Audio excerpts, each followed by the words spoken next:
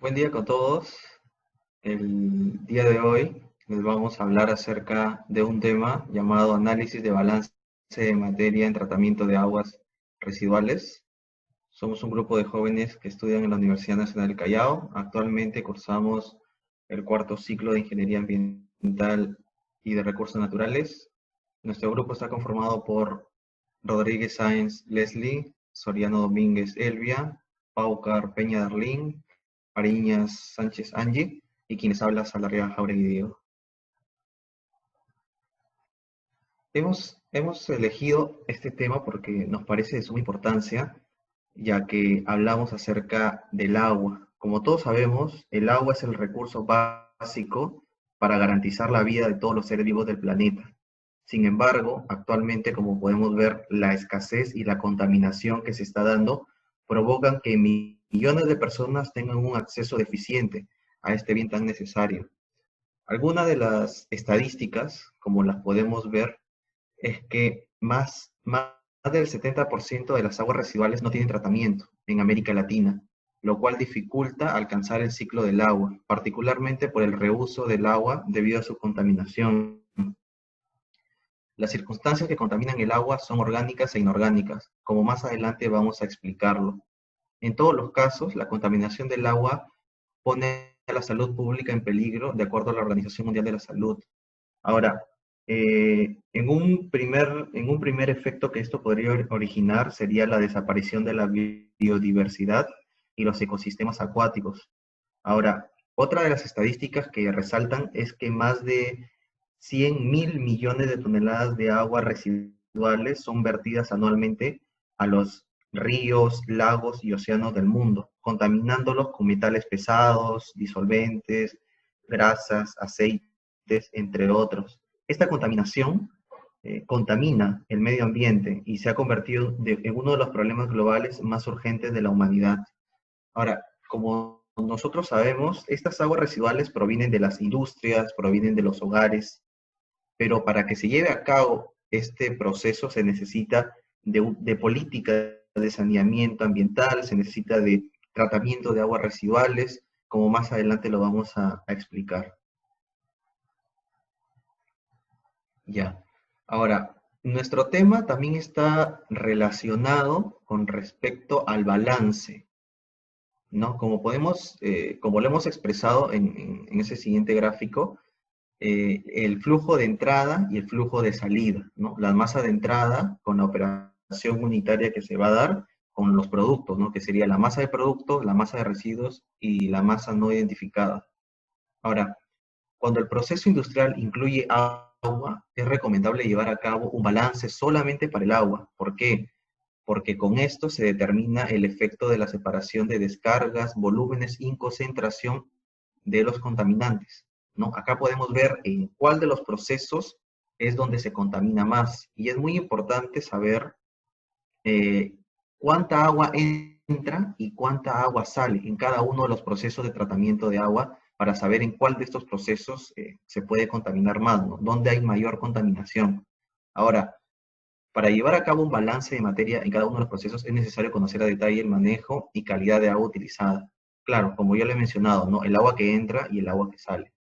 Ahora, es prudente conocer a detalle la red hidráulica también de drenaje, perdón, lo cual ayudará a determinar los puntos estratégicos de muestreo de las aguas. Hay varios manuales y métodos que se han publicado para llevar a cabo este balance. Entre ellos tenemos, por ejemplo, el Programa de Naciones Unidas para el Medio Ambiente. También la Universidad Nacional Autónoma de México ha proporcionado varios de estos.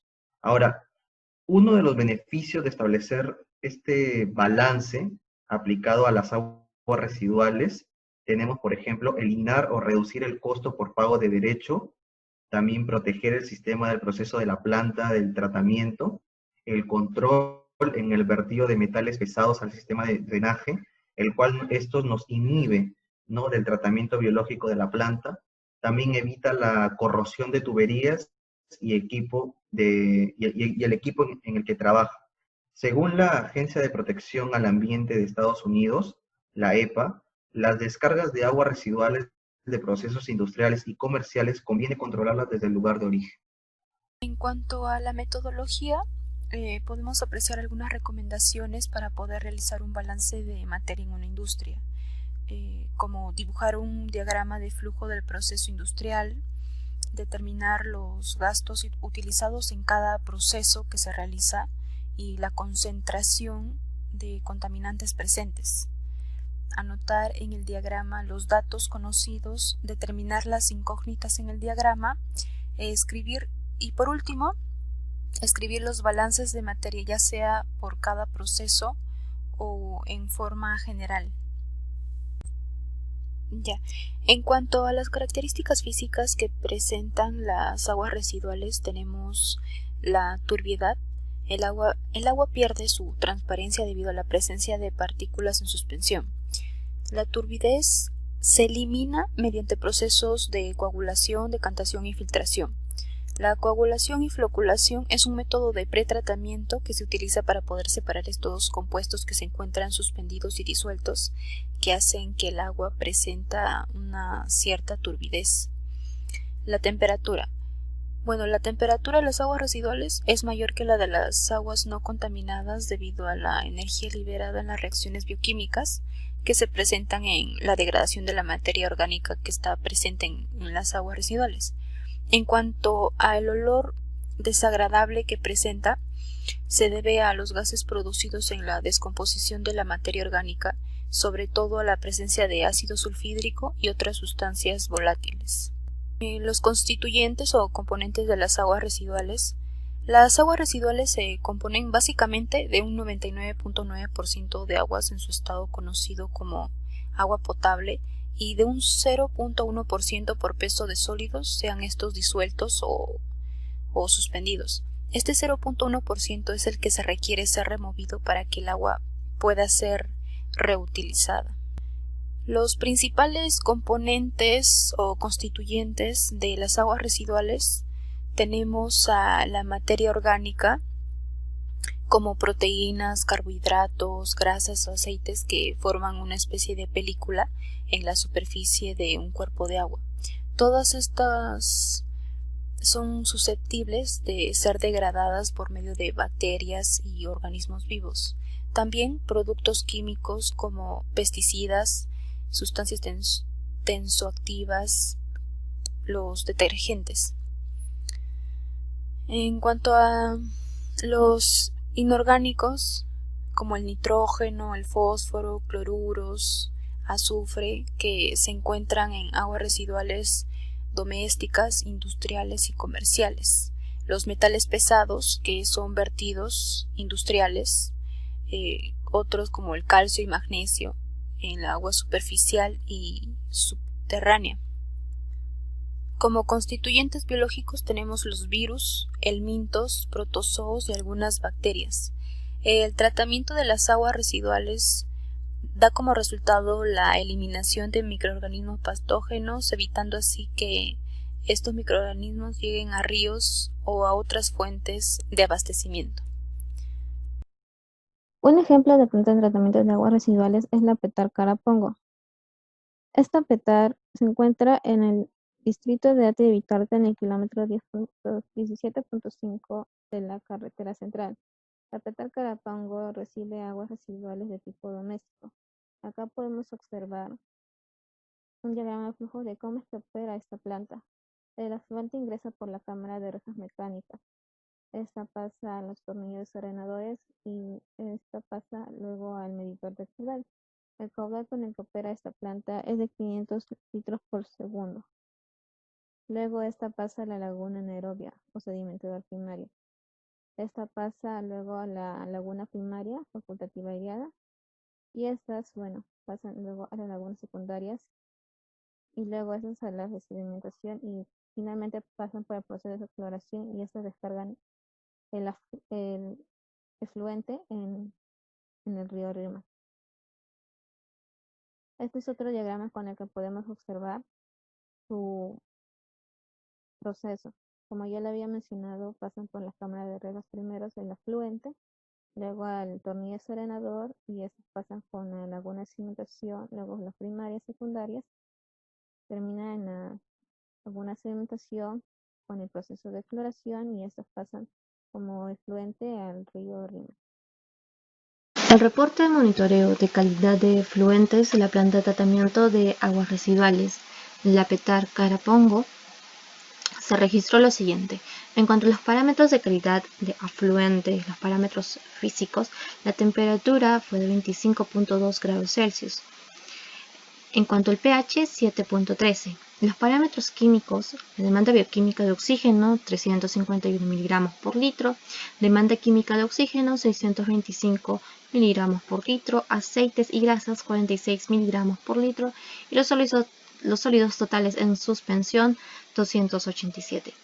Con el tratamiento de esta planta, La Petar Carapongo, los parámetros de calidad de efluente de lo que se registró fue en cuanto a la temperatura 25.8 grados en comparación con el afluente, pues ha subido ligeramente, no fue tan considerable.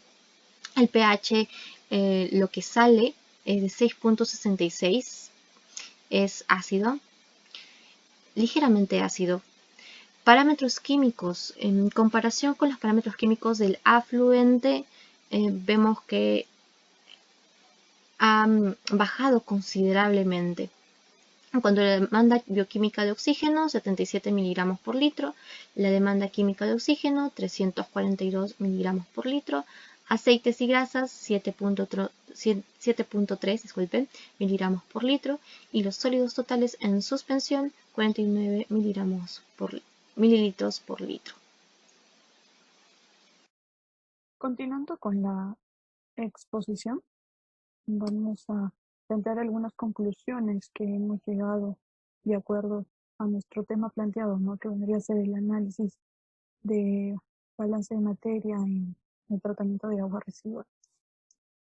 Podemos decir, ¿no?, que nos ayuda a calcular el caudal del componente, en este caso del agua. Hace presente el caudal, como ya habíamos dicho. Si nosotros conocemos en la parte de balance, ¿no?, lo que entra y lo que va a salir, entonces ya estamos hablando de un flujo con el que se está moviendo el caudal, que en este caso el flujo sería el caudal, ¿no? Entonces sabemos que este caudal es importante para determinar la energía que está haciendo que circule el agua, ¿no?